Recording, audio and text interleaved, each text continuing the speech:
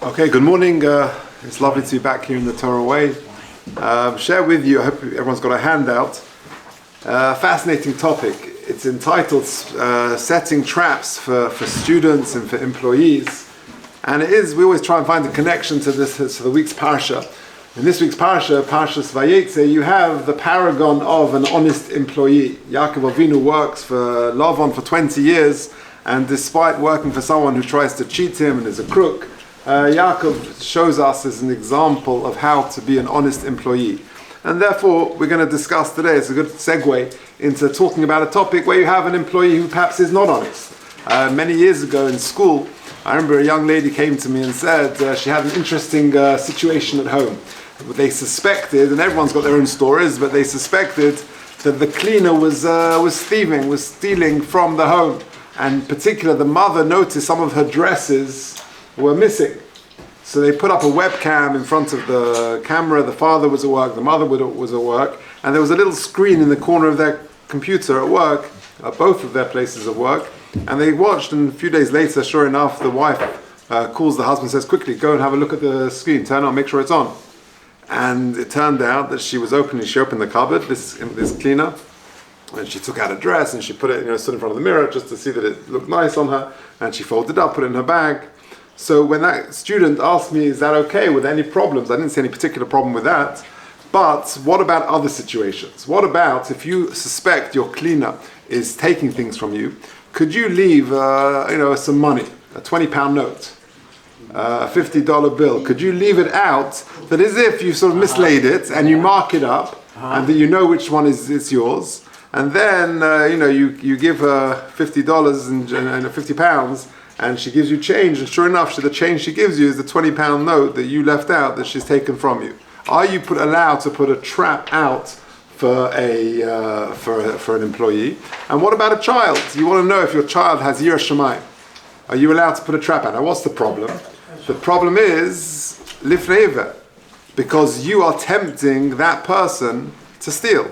What? If you put out a £20 note and it's very tempting, and they're going to steal it, maybe that's a shaila of lifnei iver. If you take a look at the sheet, and if you're listening online, it goes on other platforms, then email me at j.golker@gmail.com. I'll send you the handout. But take a look at the first box. The Gemara in Moed Katan says this. We'll have to go quickly because there's a lot of material.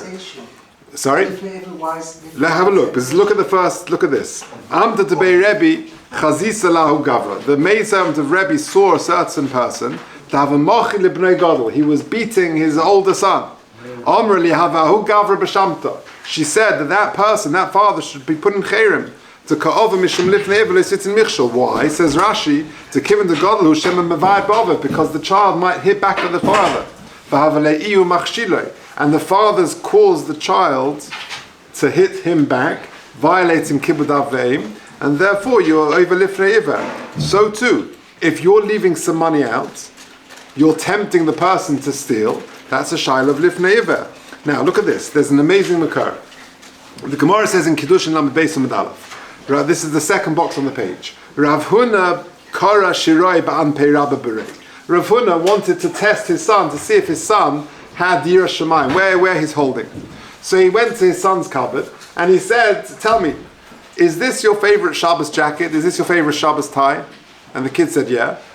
He took the tie and he ripped it up in front of him to see if the kid is going to get angry. Ozel, echzi, rasach, rasach. I'm going to see if my child is going to get angry or not. Says the Gemara, but how could he do that? V'dilma rasach, maybe he would get angry. V'ka'ova, lifnei iver, l'sitin michshel.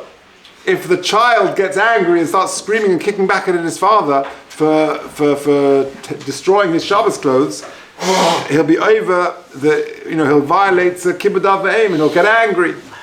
Says the Gemara, the father was meichel his kavod. In other words, we know that there's a concept of kibbud av ve'im. We know that the father can meichel his kavod. I often say to the kids in school when I try and bring this point out, I say to them, tell me, how many of you stand up when your parents walk in the room? And occasionally there's one hand that goes up in a full room. And I say, but it's an open halacha. Why don't you do it? So I presume the others don't do it because they assume their parents are meichel their kavod. And then, of course, most parents are. But I always tell the students, them that it's actually a good thing to do. Not necessarily every time, at least once a day, that your mother, your father walks into the room to stand up. It's a sign of respect. It's the right thing to do.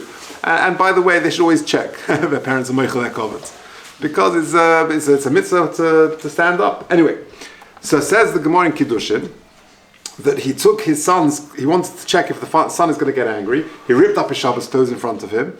And says the Gemara, how can you do that? It's lifnei iver. You're triggering the child to violate kibbud av v'em, to get angry. So the Gemara says, no, he won't. There's not a problem because the father was meichel his kavod. What's the problem with that? The problem with that is the child doesn't know. Yeah. So he's screaming back at his father. So how does the kid doesn't know? The kid is screaming and shouting at his father and he's violating kibbud av v'em. So good, the father's been meichel his kavod. But the son doesn't know. So says Tosfos over there, "V'tzorich loymar shehudiu kodim lochen." You've got to say that the father must have told the son beforehand. Right? So, which, by the way, sort of makes the test a little bit hard. So you've got to say the father said to the son, "Look, whatever happens in the next 5 minutes, I'm meichel my kavod." Okay, you got that? Good. Right. Is this your favorite Shabbos tie? And then he rips it up, and then you've got to say that. It takes away the whole.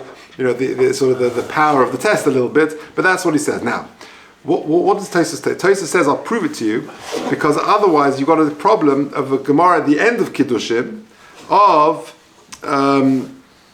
nischaven lechel basar chazir v'ala biyad basar tzler to amala kamon in the last parak in Pe'al from Beis shetzorich mechilav kapara. What's that talking about? So it's a fascinating case. Imagine the following. Right now I'm on half term. That's why I'm here. I'm not skipping school. So imagine, instead of coming to the Torah way, I wanted to go on a beautiful hike. So I take a couple of days off. Sunday morning I take a plane to Aberdeen, and I'm going to walk in the Scottish Highlands. And I'm walking there, and it's glorious weather, and it's beautiful, and I'm walking, but I forget to take any food. And at the end of the first day, it's Sunday afternoon, I've been hiking for many hours, and I'm starving, hungry. And all of a sudden, I'm seeing in the middle of, it's deserted lands, highlands, I see there's a pub. Yeah, where every good village has a pub and something else. And I go to the pub and I walk in there and I'll buy something. And then I see they've got a special. Today's special. What's today's special? There's a hamburger, a double hamburger, whatever, with it laid up, piled up high for £1.99. Right? And I'm going in there and I see this and I'm starving hungry. I look around, not a soul in sight. Temptation gets the better of me.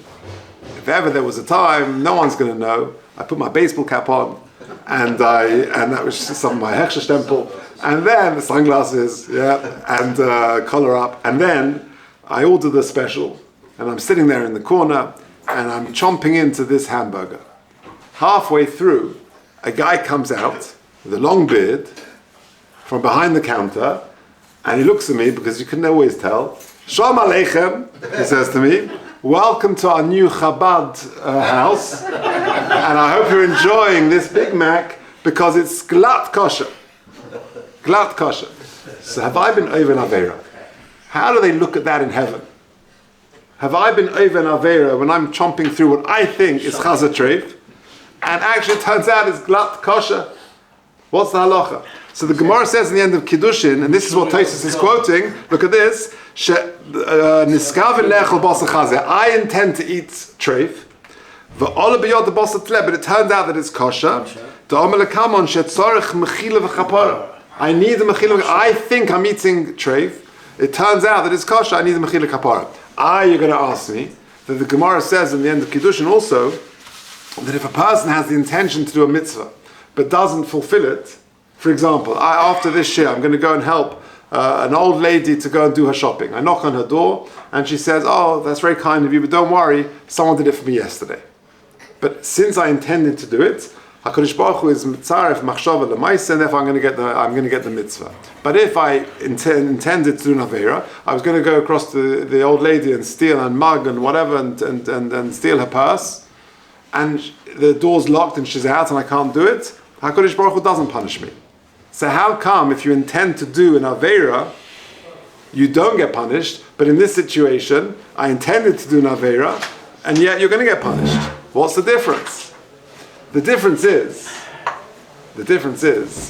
that if you act on the Aveira, you act on the Machshava, I intended to eat this hamburger, and I dig in and I eat it, so then I'm going to get punished. And that's what the Gemara refers to, and that's what Tosfos says. So therefore, coming back to our situation, if I want to leave a trap, I want to put out some money, so that the employee or my child or whoever, I want to see if they've got Yiras Shamayim, they're going to take it. Says Tosfos, you've got a problem.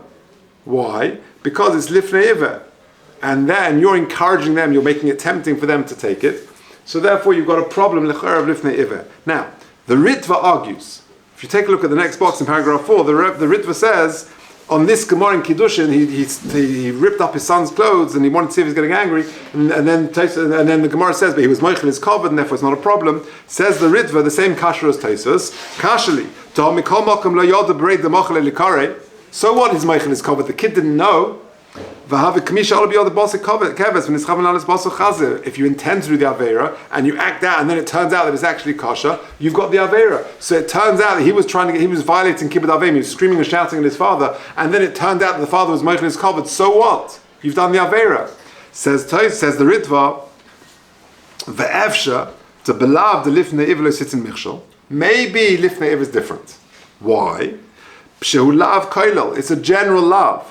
It covers, it's a general love that covers all Averas. If I tempt you to steal, I tempt you to eat treif, I tempt you to do anything, that's Lifnei Iver. It's a lav koilel, maybe there different rules apply. And therefore, lo machmarin and kulahai, says the Ritva, v'sharin and bahachi kedel nasayis l'adricha b'derech yishari rasach, and therefore for educational purposes, maybe it would be allowed. Okay, ad kan. Now, what's the idea? I want to test him as follows. Let's explain the situation. I want to see if my employee is honest. So I've got a cleaner, let's say, or I've got a worker in the factory or wherever. So I put out a £20 note, and I put a little mark in the corner somewhere. I know it's that £20 note. And then I want to see if he's going to take it. So there's a problem of Lifnei Iver. I get that. So what I'm going to do? I'm going to make that £20 note hefka. Or, better, I'll be mezaka it to the employee. I can do that. Shalei b'fonov. Or either way, it's hefka or it's his, and therefore there's no problem of lifnei iver. But the problem is that he doesn't know about it. He doesn't know it's hefka. He thinks it's my £20 note, which he's stealing. So therefore, is that allowed? So this l'chora would be a machlokes between Tosfos and the Ritva. According to Tosfos, I've got a problem because I can't do it because it's lifnei iver. And if he goes ahead and steals, then it's a problem of nischav lechel basar chazer ve'ola b'yod basar tzleh. He thought it was treif. It was like me sitting in my Scottish Highland pub, eating the Big Mac, thinking it's treif, and it turns out that it's glak kosher because this is the new Chabad outpost. So therefore, it's not allowed. And therefore Tosfos has to come on to the answer that I must have informed him previously. And therefore that's not going to help me in the case of a test with an employee. Masha'ekin, according to the Ritva, maybe it will help. Now, interestingly, this exact situation came up to the Ben Ish Chai. Take a look at the bottom of the paragraph 5. She'ela, im mutal nases ha-mesharis, im hu ne'eman afal pi sheyesh chashash lifnei iver. Am I allowed to test the mesharis? Exactly our case. Can I put out a £20 note to see whether he's going to be tempted to take it? Ki ulai ze yignoi v'nimsa hamnaseyu over la'alav lifnei iver lo sitzin michshol. Maybe he will take it, and therefore I violated the lifnei iver. I've caused him, I've triggered him to take it. V'da ki ein la'asois takona l'nidin ha'she'ela she'yikne les ha'momen she'u menaseyu bo kodim shenaseyu v'yizka osoi lai alidei acher. And don't say, I've got a great idea, I'll take the £20 note and I'll be makna it, please be koina this on behalf of my employee. That's not going to help. That doesn't help. Because it turns out that he'll be taking his own money.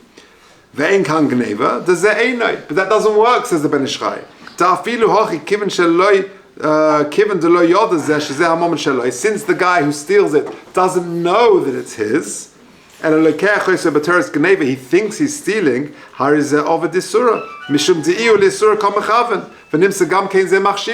doesn't help him. So it's not going to help. And then he brings a great raya. What's the raya? He brings a raya from also the end of Gemara in Kiddushin, Daf Pei Aleph Amud Beis. The Gemara tells a very interesting story. That the Rabbi Abba, one of the great Hamoraim, would say every day, HaKadosh Baruch Hu should save me from the Yetzer Hara. Shmatinu de Beiseu. I've contracted the quote of the Gemara. His wife heard him say this every single day. So she said, she was wondering, like, really, what is your challenge? Why are you so tempted every day by that? You've got to say, Harachmanu Yatzlenu Yetzer Hara. So listen to this. Kosh to nafsha. She made herself look beautiful. She put a makeup on. Cholfa v'sonye kameh. She walked in front of him, and he thought that she was a zayna. Tava, she propositioned her, and lived with her. He then came home that evening. Ki asa lebeisa v'koshagra de beiseu tanura. His wife was sort of preparing the oven for supper or something. Solik v'koyosiv b'gaveh. He felt so remorseful about what he did. He went and sat in the oven. Omelei maihai. She said to him, darling, why are you sitting in the oven? Omelos, they said to her, Hochi v'hochi hava maisa. This is what happened. Omrelei anohava. It was me. Don't worry. Omelah, so he said to her, Ana mi l'isur chavni. Okay, thank you, but I intended to do an aveira. And the Gemara concludes, Kol yomav shelo yisa tzadik hoy misana at shemeis bo'isa misa. That his whole life he was so remorseful that what he did, he would do tshuva, he would fast, and until he died from his that self-affliction. And the Gemara carries on. He died. Desanya isha haforim Hashem yislach lo. That it talks about a person who doesn't. We'll see. But mehesh hakos medab. What's the Torah talking about? Be'isha shenodra benazir v'shama ba'ila v'hafalo v'hilo yada. A woman makes a nazirus and the husband undoes it, but she doesn't know about it. And she violates the Nazirus by drinking wine. It was matame, lemesim. Rabbi Kiva, when he got to this pasuk, he would cry. If a person who intended to eat chaza but actually ate kosher food, a person needs kapara and slicha. So again, and other sources for that as well. So it turns out, says the Ben Ish Chai, that it's not allowed because the person thought they were doing an aveira, taking the 20-pound notes. They didn't realize it was not a ma'aser gneva because they thought it was theirs, and therefore, says the Ben Ish Chai, it's osa and clearly like going like Tosfos. Now, a similar case came up with the Chashukei Chemed, Rav Zilberstein, the son-in-law of Rabbi Yashiv, the great Rav Zilberstein, who seems to be a magnet for very interesting questions. What was the case? There was a thief in the mikveh. What happened? You know, if you think about it, it's a great location to steal. Because people go in there, they get undressed, they leave their clothes out, they're going into the shower, then they go into the mikveh. You know, they're away from their clothes for a good 5 minutes, however long. Sometimes it can be very long. And I was once in Eretz Yisrael in the mikveh, and there was a fellow there. He was toveling. He was doing 613 tefillas in each corner of the mikveh. Right? So how did he do it? Yeah, you get a headache. Yeah. So he was under, and he was just, he did finger out 613 times in each corner. Okay, so you could be there for a while. The point is, the thief has got plenty of opportunity to steal. Right? So what happened was the shaila came in to the Zilberstein that there was a suspected thief in the mikveh who was going around the sort of changing room and going through people's pockets and taking valuables. So they wanted to do a trap.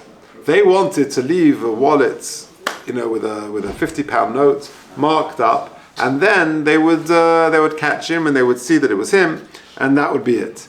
So the question is, are you allowed to do it? So says the Chashukei Chemed. If you look at paragraph 6, the tshuva, he goes, I've got an eitzah pshuta. I've got a good eitzah for you. V'hi shebalabayis yimchol merosh al kaspoi. The balabayis will be moichel his money at first. He'll leave the 50-pound note. He'll be making hefka, kedis b'kedushin, and therefore it's not a lifnei eva because the guy is not doing a ma'aser gneva because he's taking something which is hefka, no problem. Omnom, says the Chashukei Chemed, Tais v'sham kasvu v'tzorich lo mashediu kodim lachen. It doesn't work. You've got to tell him beforehand. It's not going to help you because if the guy is thinking that he's stealing, and you've planted the trap, then you have violated lifnei iver, and he has been over an issa of gneva of some sort, Therefore, says the Chashukei Chemed, Lechora is not allowed. However, says the Chashukei Chemed, there could be room for some leniencies. How so? So first of all, he quotes the case of a Sruda Ish. If you look at paragraph 6a at the end there isn't time to go through, there's loads of material on this, but if you look at the end of 6a, he says, there's something a bit problematic about it. Are you telling me that when I go to the mikveh and I leave my jacket outside and my wallet is in my jacket, that I'm over lifnei iver because somebody could steal it? It sounds a little bit far-fetched. Ve'ein svara, if you look at the last line in 6a, ve'ein svara le'esor la'adam laniach hafeitzov b'lo shmira. There can't be an issa on a person to leave my possessions without protection. Mechashash shema yovei adam ve'yignov. That maybe someone will come and steal it. Ve'yavu b'lifnei iver. But pasha she'ein kan issa shal lifnei iver. It seems very difficult to suggest that. To say that I'm leaving my clothes and my valuables unprotected, I'm over lifnei iver if somebody takes it. That's number one. And number two, you could say as well that there's another svara to be matir to allow you to do this trap, to leave the marked note that this person will take it, because ultimately there's a communal need. You've got a communal problem. You've got a thief in the mikveh, and therefore you've got to try and correct or resolve that particular problem. If you look at 6b, maybe there's another ground to allow it, and that is you're preventing future burglaries. And perhaps maybe it's worth letting him do one aveira now, i.e. taking the marked note, that he's going to prevent, you'll catch him, you'll speak to him, and you'll prevent who knows how many future thefts. And that's not considered a michshel. On the contrary, you're correcting his terrible behavior. And other Rabbi also called it. And I've got a proof, says the Chashukei Chemed. What's the proof? A Gemara in Shabbos. The Gemara in Shabbos, Daf Kuf Tez Zayin Amud Aleph, tells the story of Imeh Shalom. What's the case of Imeh Shalom? Imeh Shalom was the wife of Rabbi Eliezer and the sister of Rabbi Gamliel. So she wanted to expose this fraudulent person. He was a min, Rashi says, a judge, who would take bribes. So what did she do? She gave him a bribe. She gave him a golden lamp or something, and said, "Listen, I've got a din Torah. Can I come to a din Torah?" He said, "With pleasure." He said, and she said to him the whole story. The Gemara says that me and my brother Rabbi Gamliel, we inherited our deceased parents' Yerusha, and I want to know, do I get a share? And the judge says, yes, the times have changed, and the boy and the girl inherit equally, which is not according to Torah law. And he obviously only said that because she had bribed him with this, and basically the Gemara tells the whole story, how they exposed him, and he gave another bribe, a donkey. In short, they exposed him. So you see that you're allowed to do it for a public good, to be over, and so he says there, if you look, look at the next paragraph in 6b. How could Imeh Shalom and Gamliel go ahead with this? To bribe him twice, with a lamp and with a donkey. Ben Noach is also mitzvah al sheikhad k'mavur b'Ramban of Minchas Chinuch to have a bichlal dinim. Part of the Sheva Mitzvah Noach, you've got Aleph Beis Gimel Dalet and the Gimel Averis Chamuras. The Gimel Averis Chamuras, Shvichas Dom and Avodah Zarah Gilui Arayos, and Aleph Beis Gimel Dalet is Eiv Menachai, Birchas Hashem. Gimel is just gone blank, and Dalet is Dinim. What? Gezel, thank you. And Dalet is Dinim. So included in Dinim is Sheichat. So how can they do that? You're doing Lifnei Iver on causing this judge to be over the Issa of Sheichat by taking this thing. And therefore, Lechora, the answer is, you're exposing his terrible behavior, that the guy is corrupt. It's kedai that he's over this issa of sheikhad, taking bribes once, so that you're now exposing him that he won't do it in going ahead. So therefore, so a second possible heta is that you're allowed to violate the issa once in order to expose him and to prevent further violations. That's number. This was a non-Jewish judge? So the Gemara, Rashi says he was a min. Rashi says he was a min, which l'chora means he was a non-Jewish judge who was a min, who was a non-believer, and therefore the issue is you're giving him a sheikhad is violation of lifnei iver for this non-Jewish person to violate one of the Sheva Mitzvot Noach. Which one? Dinin. Because the Ramban says that sheikhad is bichlal dinin. Yeah, and there's discussion. Why were they referring the case of their because he to a goy? I don't. They did it. So when he says when he presented this to Rabbi Yashav, his father-in-law, Rabbi Yashav says that wasn't her motive, and it was different going on there, and she wouldn't violate the sheikhad. And it was just they were doing it just to expose him, but they weren't really taking a din Torah there. They wouldn't have gone to him for a din Torah. They did it to expose him that he was a crook, he was a fraudulent judge. Okay, and so there we go. Now, so we're running out of time, so maybe it's a good point to summarize where we're up to. Again, the question is, why are we talking about it on Parshas Vayetze? Because Yaakov Avinu is the exemplar of the honest employee. What if you have someone who is not honest? Are you allowed to try and tempt them by putting out a note, setting a trap, in order for them to be exposed as not an honest employee? Or you want to do it for your own child, to see if your child is honest, he will take money that doesn't belong to him or to her. So the problem l'chora is lifnei lo sitin michshol. Is there an eitzah to be mafkir the money, to make it ownerless, so that when they take this money, they're actually not they're not stealing, they're not committing the crime of theft, and you therefore are not over lifnei iver? Is that an eitzah? So according to Tosfos, it's not going to help you. Why? Because Tosfos says over there, when the father wanted to test the child and rip the clothes, the Gemara says it's lifnei iver. You're causing him to stumble on this. So the Gemara says you've got to tell him beforehand. And therefore, if you don't tell them beforehand, you've got a problem, says Tosfos. Why? Because otherwise you've got a problem, this that they're intending to eat treifa meat, but it turns out that it's kosher meat. Says Tosfos, that's a problem. And therefore, if they think they're stealing, you've got a problem. And therefore, it's not going to help you. Like the case in the Scottish Highlands, if you think you're eating treif and it's actually kosher, sarich slicha v'kapara. So therefore, so to here, it's going to happen. Says the Ritva, maybe lifnei iver is different, it's a lav koilel, and it could be for educational purposes, it would be allowed. So therefore, the bottom line is, are you allowed to leave this trap out? It seems to be a machlekes, Tosfos and the Ritva. Tosfos would say no, the Ritva would say perhaps it would be okay. The Ben Ish Chai clearly goes with Tosfos and says that it's not an eitzah to do that. However, the Chashukei Chemed says he leaves it. If you look at the last line, Adayin Sorchi and Godly Mutter, it's still very questionable, but he does give you a bit more, he pushes a few ideas why perhaps it would be mutter. And the three reasons to be matir, number one is Kadei Lehinotzel, you're doing it to save future occurrences, and it's for a communal good. Otherwise, there are thieves in the mikveh and who knows what. And number two, you've got the case of the Svar of the Shrudei Eish. The Svar of the Shrudei Eish says it seems untenable that I can't leave my jacket in the mikveh because maybe someone's going to steal something and therefore be over lifnei iver.